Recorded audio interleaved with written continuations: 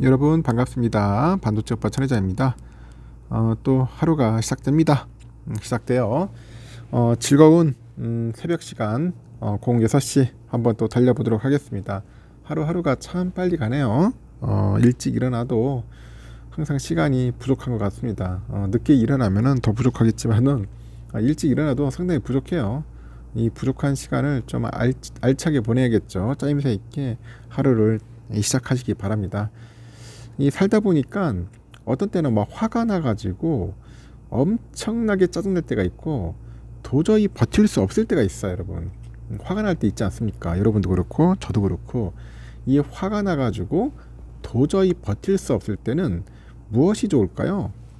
이럴 때는 그냥 무작정 그냥 산책이에요, 산책. 산책이 좋더라. 산책이 정신 건강에 도움이 된답니다. 산책이 정신건강에 도움이 되더라. 그래서 화가 나서 도저히 버틸 수가 없을 때가 있어요. 그럴 때 우리는 이제 실언을 합니다. 실언을 한다거나 이 감정적으로 행동을 해가지고 더 큰 화를 좀 부르기도 하죠. 이런 상황에서요, 그 지혜의 상징인 에스키모인들, 이 에스키모인들의 그 화 푸는 법을 잠시 알려주고 싶습니다, 여러분에게. 에스키모인들은 화가 나면은 무작정 걷는 거야. 계속 걷습니다. 무작정 걷는다. 아무 말 없이 화가 풀릴 때까지 얼음 평원을 걷고 또 걷고 걷습니다. 그렇게 한참을 걷다 보면은 화가 풀리죠. 화가 풀리면은 그 자리에 이제 막대기를 표시를 합니다. 막대기 하나 딱 표시를 하고 와요. 그리고 돌아오는 길에 왜 그렇게 화가 났는가 이유를 이제 생각을 하는 거죠. 다시금 마음의 평정심을 이제 찾게 되는 거예요. 이것이 바로 에스키모인들의 마음의 화를 다스리는 방법이라는 겁니다. 우리도 살다 보니까 차마 이제 버티지 못할 정도로 이 화가 치미는 게 있어. 화가 치밀어 올라요. 치밀어 오르는 경우가 있는데 그럴 때는 집에 있지 말고 이 밖을 나가는 거야. 이 밖을 나가서 무작정 걸어보자. 무작정 걸어보자. 화가 났다고 해가지고 그 화가 난 대상에 맞서지 마는 거예요. 맞서지 말고 그렇다고 화가 난 이유를 외면하지 않고 걷는 방식으로 자신의 마음을 이제 들여다보면서 이제 다스리는 거죠. 결국에 내 마음에서 일어난 일이니까 놓여온 감정이 이제 가라앉은 평온한 상태에서 분노의 감정, 분노의 정도를 가늠할 수 있다. 분노의 정도를 가늠할 수 있을 테니까 그렇겠죠. 그래서 무작정 해결하기보다는 뭔가 성숙한 방법을 한번 취해 보도록 하자는 겁니다. 성숙한 방법을 한번 취해 보자. 참고해 보자. 그런 겁니다. 한번 제 이야기 잘 따라서 한번 해보세요. 한번 걸어 보십시오. 걷는 게 좋습니다. 저도 걸어보는데 되게 좋은 것 같아요. 삼성 디스플레이가 그 작년에 4분기 폴더블 그 6.2 발광 다이오드 시장에서 중국의 디스플레이 업체 BOE한테 점유율 1위를 내줬더라고요. BOE한테 뺏겼어요. 시장 조사 업체 보니까 삼성 디스플레이의 그 폴더블 올레드 시장 점유율이 지난해 3분기 76에서 4분기는 36%로 떨어졌네요. 21년 1분기 이후 최저 수준을 기록을 했더라. 반면에 인전 같은 기간 중국의 BOE는 점유율 16%에서 42%로 삼성 디스플레이를 제쳤어요. 1등에 올랐답니다. 삼성 디스플레이는 2019년 3분기 폴더블 시장 진출 이후 21년 1분기를 제한 모든 분기에 폴더블 패널 출하량 1위를 지켜왔어요. 그런데 주 고객사 삼성전자가 갤럭시 Z 플립 5랑 Z 폴드 5의 판매 부진을 겪다 보니까 이들 모델의 작년 4분기 패널 출하량이 직전 분기보다 80% 감소했답니다. 점유율 하락한 거죠. 이게 결국은 폰이 안 팔린 거야. 폴더블 폰이 팔리지가 않았습니다. 반대로 화웨이 스마트폰 그 선전에 힘입어서 BOE는 같은 기간에 패널 공급 물량을 68% 늘려요. 큰 폭의 점유율 상승을 달성을 했고 4분기에 그 화웨이의 그 폴더블 패널 조달량은 전 분기 대비 한 122% 증가를 했다고 합니다. DSCC에서 머지않아 삼성 디스플레이가 폴더블 패널 부분에서 다시 1등을 탈환할 것이다 이렇게 예상하면서도 폴더블 패널 조달량 측면에서 올 1월이나 한 2월 정도 화웨이가 삼성전자를 앞서면서 한동안 우위를 점할 것이다 그렇게 이야기를 하는 것 같습니다. 별로 좋은 소식은 아니네요 보니까. 또 일본 소니그룹이 24년 만에 처음으로 삼성전자의 영업이익을 따라잡았답니다. 야, 요즘 삼성전자 완전 쌍코피 터지네요 완전. 14년 전만 해도 일본 대형 전자업체 9곳을 합친 영업이익이 삼성전자의 절반에도 못 미쳤는데, 하지만 작년에 소니의 선전으로 삼성전자의 영업이익을 3조 원가량 앞섰다 이렇게 추정된다 뭐 그런 이야기입니다. 30일 소니그룹하고 삼성이 각각 발표한 23년 실적 전망치 보니까 소니의 그 지난해 영업이익이 1조 1,700억엔 한 10조 5,600억 정도 돼요. 삼성전자가 한 7조 4,800억이니까 한 3조 원 이상 앞선 것으로 파악이 됐고, 삼성전자 영업이익이 소니에 뒤진 거는 99년 이후로 24년 만입니다. 2018년에는 삼성전자가 58조 8,800억, 그리고 소니가 한 8조 한 700억 정도 영업이익 차이가 50조 원가까지 벌어졌는데, 이게 5년 만에 상황이 뒤바뀐 거죠. 매출도 22년 삼성전자하고 소니의 격차가 3배 가까이 벌어졌는데요. 지난해 각각 262조랑 112조엔으로 2배가량 좁혀진 거죠. 전문가들은 그 반도체 시장의 부진의 여파로 삼성의 실적이 일시적으로 꺾인 결과다 분석을 하는데, 올해 삼성의 실적이 어느 정도 회복을 하면은 다시 소니를 따라잡겠죠. 하지만 한국 최대 기업의 영업이익이 2000년대 들어서 처음으로 일본 대표 전자기업한테 이게 뒤처졌다는 사실이 주는 의미가 작지 않다는 분석입니다. 삼성의 일시적인 부진에서만 역전의 이유를 찾을 게 아니라 이 소니 등 일본 전자기업의 절치부심을 주목을 하라는 거야. 절치부심.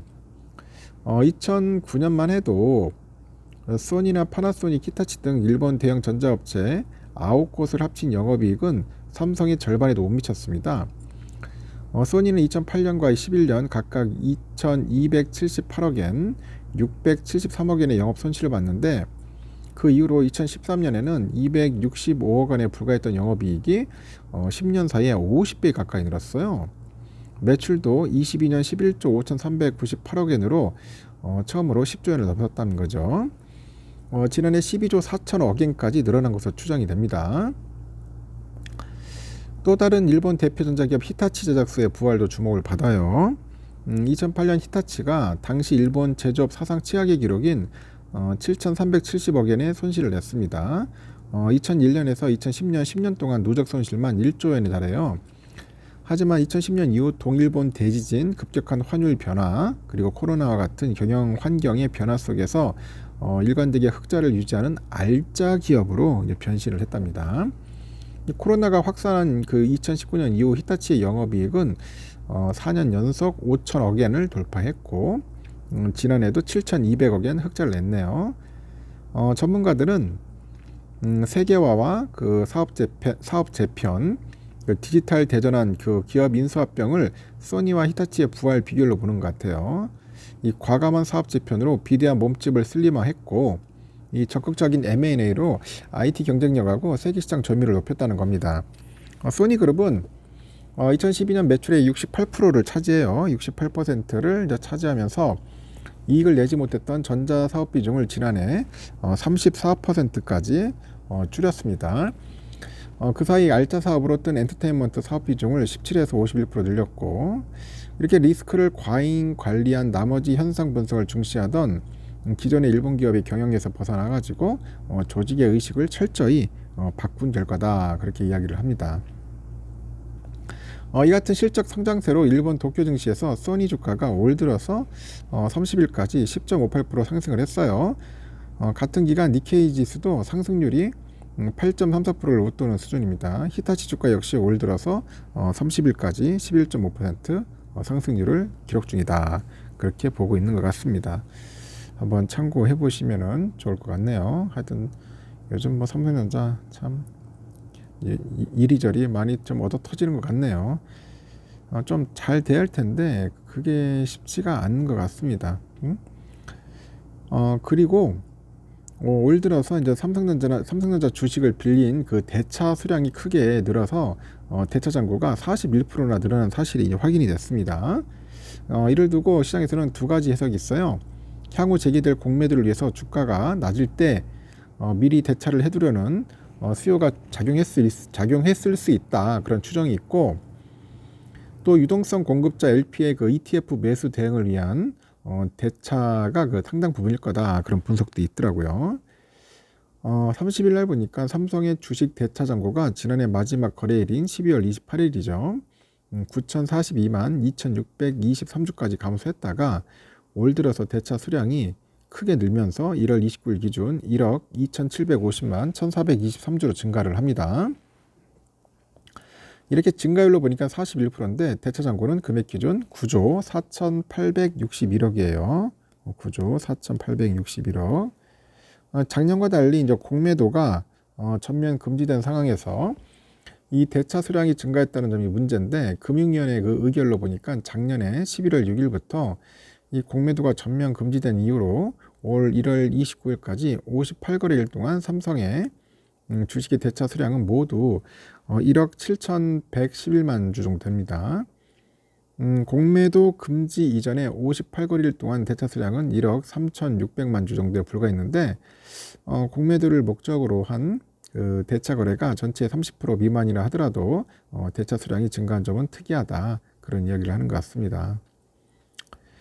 시장에서는 다양한 의견이 이제 나옵니다. 현재 먼저 최근에 반도체 경기가 살아날 거라는 기대감에 ETF로 투자자의 돈이 몰리다 보니 대차 거래가 늘어날 수 있을 거다, 그런 거예요. 삼성전자를 담고 있는 ETF로 투자가 몰리다 보니까 유동성 공급자가 매도할 물량을 확보하기 위해서 대차했을 가능성이 가장 크다. 그리고 ETF 유동성 공급자와의 연관성에 대한 그 해석 중에서 눈길이 가는 거는 주가 전망이라고 하죠. 올해 삼성전자 주가가 올라갈 것이라는 시장 예상에 따라서 앞으로 있을 대차 수요를 앞당겨 가지고 삼성전자 주가가 낮을 때 미리 대차를 해두는 효과가 있었을 수 있다는 거죠. 이달 외국인이 삼성전자 대주주 일가 주식을 블록딜로 매수했기 때문에 이 대차할 수 있는 주식이 더 풍부해졌고요. 대차 조건도 많이 좋아졌을 수 있다 싶어요.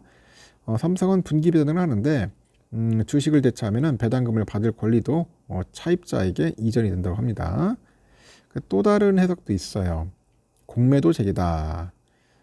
윤 대통령이 그 지난 17일 열린 민생 토론회에서 공매도 금지와 관련해서 총선용의 일시적 금지 조치가 아니라 확실한 부작용 차단 조치가 구축되지 않으면은 재개할 뜻이 전혀 없다, 밝혔습니다.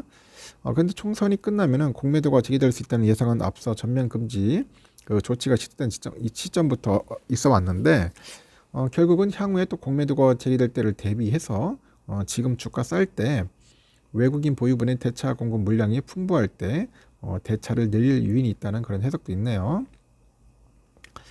나중에 대차를 하려면은 더 높은 주가를 기준으로 협상을 해야 할 수 있기 때문이겠죠. 그 현행 제도에 따르니까 주식 대차는 기간에 제약이 없는데 보통 1년 단위로 계약을 합니다.